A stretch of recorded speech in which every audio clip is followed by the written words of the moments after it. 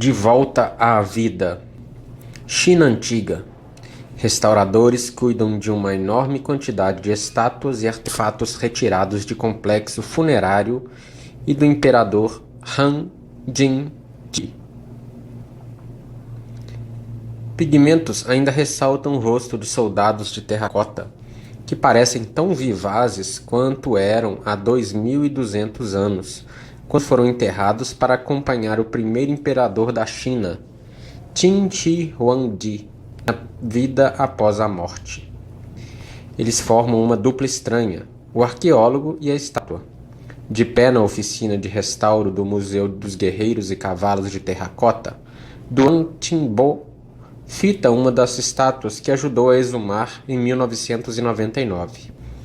A figura de terracota tem mais de 2.200 anos e sua parte superior despida e em tamanho natural, ainda que sem a cabeça, revela músculos poderosos. Já Duan tem 36 anos de idade, corpo frágil, olhos vivos e um sorriso fácil. Em sua mão, o inseparável cigarro, marca floresta de pedra.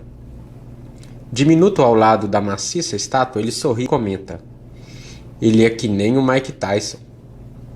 A estátua deixa passar em silêncio esse inesperado comentário cultural. Aliás, silêncio e mistério compõem sua aura. Ninguém sabe ao certo o que essa estátua representa, nem o que seria o objeto que a figura aperta contra o ventre protuberante.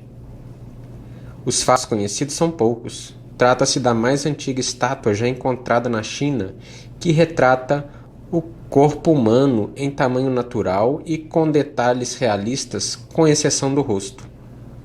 Ela faz parte de uma surpreendente série de achados recentes nas cercanias do monte que abriga o túmulo de Qin Shi Huangdi, o primeiro imperador que uniu a China sob a mesma dinastia, a Qin. Em um conjunto de sepulturas conhecidas sobretudo por seu disciplinado exército de terracota, a estátua barriguda destaca-se de maneira extraordinária, um personagem civil, quase despido, cuja cabeça foi destruída. Como todo bom arqueólogo, porém, Duan não se intimida diante de tanta incerteza. Ele simplesmente se concentra naquilo que pode ver: o ressalto de um tríceps, a sutil ondulação do grande dorsal, e o mistério se transforma em assombro. "Dê uma olhada nestes músculos e ossos", sussurra. A maioria dos especialistas achava que, nessa época, os escultores chineses não retratavam com fidelidade o corpo humano. Há uma semana estou em Xi'an, com o objetivo de entender melhor as etapas iniciais da história imperial da China. Essa região da atual província de Shanxi foi o local que as duas primeiras dinastias imperiais escolheram para instalar sua capital, aproveitando as linhas de defesa natural proporcionadas pelo Rio Amarelo, a leste, e pelas montanhas Qinling, ao sul. Os Qin governaram de 221 a 207 a.C., e sua decadência foi seguida pela ascensão da dinastia dos Han ocidentais, que ocuparam o poder de 206 a.C. a 9 d.C. Hoje estamos aprendendo mais sobre essas dinastias graças às escavações de dois conjuntos de sepulturas, os complexos de Qin Shi Huangdi e de Han Qingji, o quarto imperador dos Han ocidentais, que governou de 157 a 141 a.C. Como ambos consideravam a morte uma continuação da vida na Terra, a arqueologia aqui assemelha-se à limpeza de uma janela para o passado, permitindo a visão daquilo que mais importava para esses governantes e suas culturas. Qin Shi Huangdi e Han Jingji formam outra dupla curiosa. O primeiro foi um reformador radical, sendo em geral visto como um tirano cuja dinastia chegou ao fim apenas 4 anos após sua morte.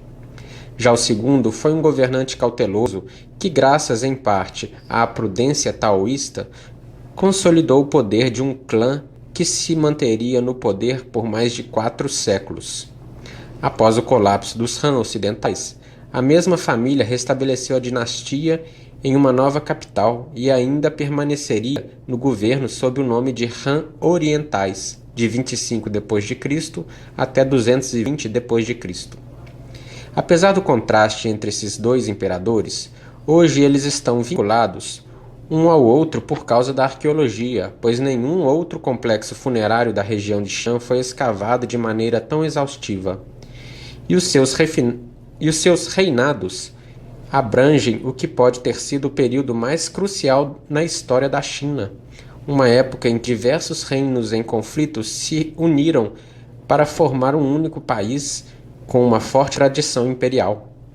Foram os Qin que introduziram um revolucionário conceito de império, e mais tarde os Han lhe atribuíram um sentido de tradição e ordem, o qual iria marcar os mais de 2000 anos de domínio imperial. A façanha de unificação da China por Qin Shi Huangdi acabou ficando associada aos mais de 1.500 guerreiros e cavalos de terracota escavados a partir de 1974, ano em que os camponeses toparam com algumas dessas estátuas enquanto perfuravam um poço. Concebidas para acompanhar Qin Shi Huangdi em sua vida no além, as figuras em rígida formação refletem o poderio militar do imperador. O numeroso exército, porém, com um total estimado de 8.000 peças, na verdade ocupa apenas uma fração do complexo de sepulturas, ainda em grande parte não escavado, que se estende por 56 km² e cuja construção teria exigido uma força de trabalho de cerca de 700.000 pessoas. Recentemente, os arqueólogos retornaram suas pesquisas, embora as autoridades afirmem que não irão escavar o túmulo propriamente, até terem certeza de que as técnicas de preservação estejam à altura do desafio. Permitiram a realização de uma abrangente pesquisa do solo que deixou o terreno circundante repleto de minúsculos buracos. Desde 1998, também foram autorizadas escavações restritas e experimentais de 2 fossos, 250 metros a sudeste do túmulo. Uma dessas escavações resultou na exumação de 12 estátuas de civis, as quais haviam sido despedaçadas por vândalos no passado remoto. Embora todas as cabeças, com uma única exceção, tenham sido destruídas, os arqueólogos conseguiram reconstruir 5 estátuas, entre as quais a do cidadão barrigudo. É possível que as estátuas representem Bai Xiong, artistas que entretinham a corte com acrobacias, cantos, danças, provas de força e de destreza manual.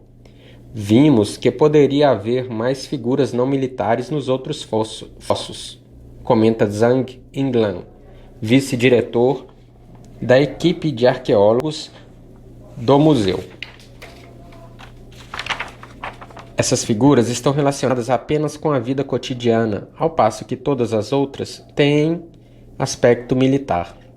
As militares são muito rígidas e formais, mas estas contam outra história.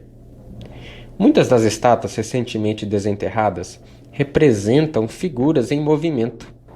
Uma delas parece estar erguendo algo, outra poderia estar girando alguma coisa no dedo. E a figura barriguda talvez esteja usando o objeto em suas mãos para agarrar uma barra sobre a qual um acrobata poderia atuar.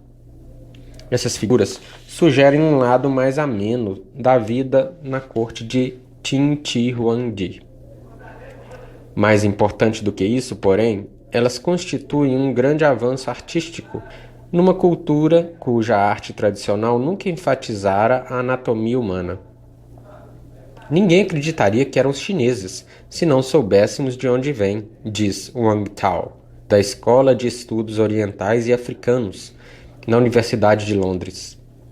Ele compara o estilo das estátuas ao dos antigos gregos, e talvez essas figuras reflitam de fato intercâmbios culturais entre os Qin, e os povos não chineses.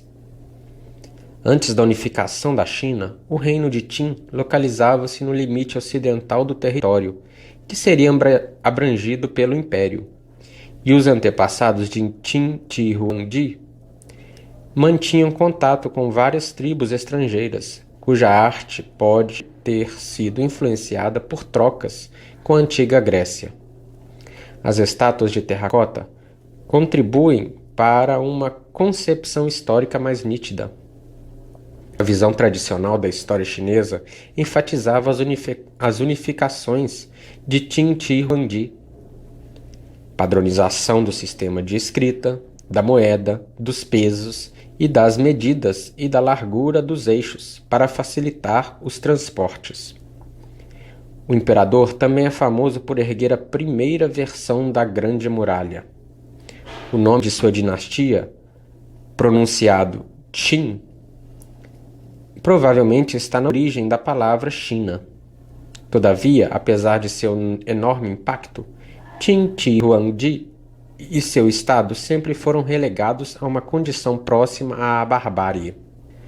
Qin tem os mesmos costumes dos Hong e dos Ji, queixou uma autoridade do vizinho estado de Wei em 266 a.C., comparando o cada vez mais poderoso estado de Qin a duas tribos bárbaras. Ele tem o coração de um tigre ou de um lobo. Nada sabe das práticas tradicionais, dos relacionamentos apropriados e da conduta vitoriosa e virtuosa. Ao longo dos séculos, a maioria dos historiadores chineses concordou com essa opinião, mas os novos achados indicam que a consolidação do poderio de Qin talvez tenha permitido também alguma liberdade de criação e experimentação no campo artístico, como a representação realista do corpo humano. Encontramos aqui uma linguagem artística que é algo único nesse período, diz Wang Tao. E isso se perdeu da arte chinesa em épocas posteriores. Certa manhã, visito os fossos 1 e 2 do Museu de Guerreiros e Cavalos de Terracota, acompanhado de Liu Zhangsheng, arqueólogo que dedicou quase 20 anos à exploração do sítio. Examinando o primeiro fosso, o que mais me chama a atenção é a regularidade de seus elementos. As fileiras bem arrumadas de mais de 1 milhar de estátuas em formação, divididas segundo seus postos por paredes de barro meticulosamente trabalhadas. Liu, no entanto, sabe que essa ordenação precisa é um pouco ilusória. A maioria dessas estátuas foi destruída séculos atrás por vandalismo, incêndios e umidade, restando apenas milhares de cacos que tiveram de ser reunidos. Algumas foram de tal modo danificadas que nem mesmo a mais paciente reconstrução pôde recuperá-las. Todos os guerreiros desse exército de terracota haviam sido originalmente coloridos, mas a técnica de pintura dos Qin baseava-se na aplicação de pigmentos sobre uma camada de laca que se deteriora em condições de umidade. A maioria das figuras no fosso 1 perdeu suas cores muito antes de os arqueólogos começarem a reconstruí-las. E, no caso daquelas estátuas cujos pigmentos sobreviveram aos séculos, a própria exumação revelou-se prejudicial demais. Certa vez desenterramos uma estátua com cores intactas, recorda Liu. Assim que a tiramos do fosso, porém, a camada de pintura começou a enrugar e a se destacar diante dos nossos olhos. 10 minutos depois, não havia mais nada. Conscientes de que algumas seções do sítio arqueológico poderiam conter outras figuras intactas, as autoridades do museu reduziram o ritmo das escavações, em parte para se concentrar na pesquisa de compostos químicos que possam estabilizar a camada de laca. Químicos e técnicos de preservação artística chineses e alemães Testaram mais de 30 compostos antes de escolherem uma solução conhecida como PEG, que costuma ser usada para impedir que artefatos de madeira sequem com muita rapidez ao serem exumados. Uma versão desse composto mostrou-se bastante eficaz na terracota. Em 1999, o museu realizou seu primeiro teste no próprio local, escolhendo uma área distante do Fosso 2 que havia escapado aos vândalos.